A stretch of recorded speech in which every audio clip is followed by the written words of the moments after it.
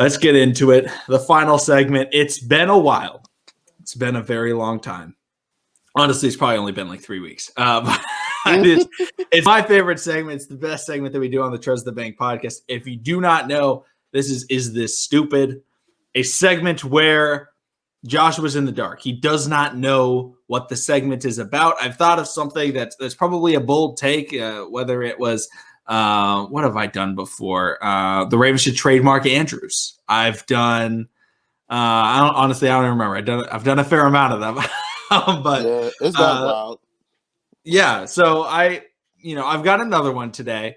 It's probably a bit less stupid than my other ones, just because there's less things that we can talk about. But I think it's still definitely a viable thing to talk about. We're yet to discuss this topic whatsoever, but it has to do with the Ravens' schedule. And I'm going to say, I got to finish, what the is this stupid thing is. I say the take, I give the reasoning behind the take. It's not something that like I fully believe, or sometimes I'll say I fully believe it. But it's just like a take that I've seen or something like that. I'll give the argument, then we'll discuss it. It's not like a full-on debate between us or anything like that. It's just discussing a take. Sorry, I had to give that kind of description so people are like, how could you think that? No, it's just a take. But I actually do think this one. So I'm going to say right now, the most important game for the Baltimore Ravens in 2021 is not the Chiefs. It's not the Browns. It's not the Steelers. It's not the Dolphins. It's not the Rams. It's not the Packers. Week 5, Monday Night Football against the Indianapolis Colts is the most important game of the Baltimore Ravens season. Here's why. So obviously we start off the season. We go into Kansas City in week 2. Whether or not we lose that game, I'm not overly worried about it, just because we've lost to them early in the year previously. We bounce back eventually, and we're able to, pick things up. We haven't played them at the end of the season since, Lamar's first year in the NFL, when the Ravens was like actually hitting their stride.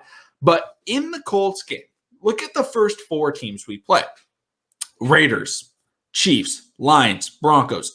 None of them have very good defenses. Now, the Broncos potentially have a good defense, yet to be determined based on Bradley Chubb and Von Miller. But the Colts, it's a good defense. That is the first good defense that we play against. That is the first really good run defense that we play against. They are a team that gave us struggles last year, offensive struggles, when we played against them. If not for Chuck Clark got the pick 6, I remember, but Marcus Peters had the interception that people thought was a incompletion, but it was a pick, a fumble, that whole debacle, whatever. They were pretty good against our offense last year. Now we get to play against them in week 5. Now, Greg Roman is, probably going to do decently in the first 4 weeks, because they're, not great defenses. Maybe the Chiefs game, he does his Greg Roman thing and he passes the ball way too much, or whatever he does, because he always does it in the Chiefs game. But we get to go into Indianapolis, and against I think they'll probably be a top 5 defense, top 3 defense probably in the NFL next season again. And we get to see the schemes. How does the passing scheme work? Has this, maybe he makes little small things and he's like, oh yeah, I'm going to do some more advanced things. I do not care if your small advanced things work against the Oakland Raiders or the Detroit Lions. I don't care. They're bad defenses. So, what we do then doesn't matter. What matters is how they work against the good defenses, because they haven't worked against the Steelers. They haven't worked against the Browns. Later we'll end up playing the Bears. But this game, potentially to stay a one-loss team if we lose to the Chiefs, or maybe stay undefeated, will set the tone for the rest of the season. If Greg Roman really struggles in this game, this could be a game where he gets fired after. And I've said I believe in Greg Roman, but he could be fired after this game if we struggle. Because he's not going to get fired after, the Lions game, because we're not going to lose that game. But the Colts game is a test for our offense. It's a test for our pass rush, because we got to get after Carson Wentz and a really good offensive line. It's a test for our run stopping ability to stop that offensive line and Jonathan Taylor. And then it's a test for our offense. Like I already said, how good is Rashad Bateman going to do against this defense? How good is Sammy Watkins going to do? How good is J.K. Dobbins and Gus Edwards going to do? How will Lamar do?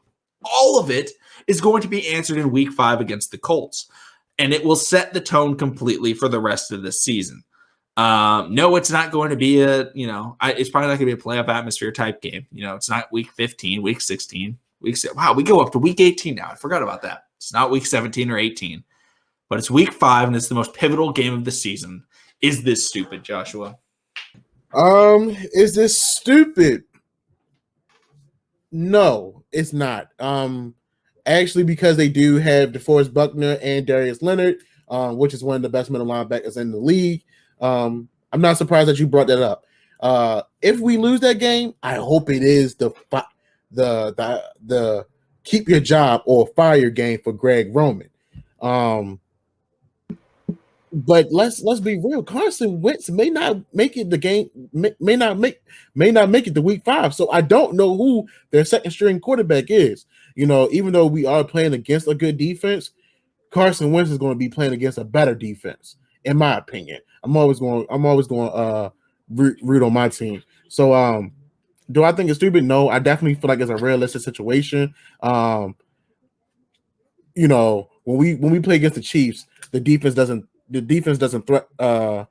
doesn't upset me. It's the offense. So when you think of Indianapolis Colts, when you think of Chicago Bears, stuff like that, when you think of the guys that they still have on the team, it's like, damn, well, yeah, we do got to play them on the opposite side. So let's actually prepare and let's actually get the job done, because last year we did show the struggles, but it was a defensive game, and we ended up on top. So I don't feel like this one is stupid. I feel like this is a good one.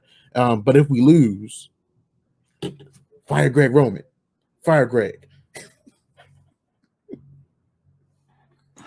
Yeah, I mean, I think that's going to be the game, right? Because a lot of people were saying, I think the big thing that I was hearing was, we'll just see how he does through 4 weeks. Was like the whole thing with Greg Roman. Well, the first 4 weeks of the season is not a massive test. Yes, the Chiefs are week 2, but other than that, pretty light schedule in the first 4 weeks. So week 5 is the week. Is Greg Roman going to be staying for the rest of the season? Because I think if he's able to put on a show, and if we dominate the Colts and run all over them, Greg Roman is going to be staying for the rest of the season. If we do not, he could very well be fired. So that is why I say, the Colts game in week 5 is the most important game of the season. Also Monday Night Football, primetime game. But let me know in the comment section down below if you think that it's the most important game of the season. Let me know if you think the take is stupid. But that's going to do it not only for this segment, but for the Trust the Bank podcast. Make sure to check out the live stream on Saturday, 3 p.m. Eastern time. If you want to come and actually be a part of the show, you can DM me on Twitter at TTB_Ravens, not what's beneath me, not that, TTB_Ravens on Twitter. If you want to join, there's probably one spot left that I can get out. But thank you all for watching. Thank you all for listening on the podcast platform. If you're listening on the podcast, make sure to rate, review, and leave your opinions in the kind of description box or whatever it has on Apple Podcasts or Spotify. On YouTube, subscribe, daily Ravens content, all that content. And I'll see all of you again tomorrow.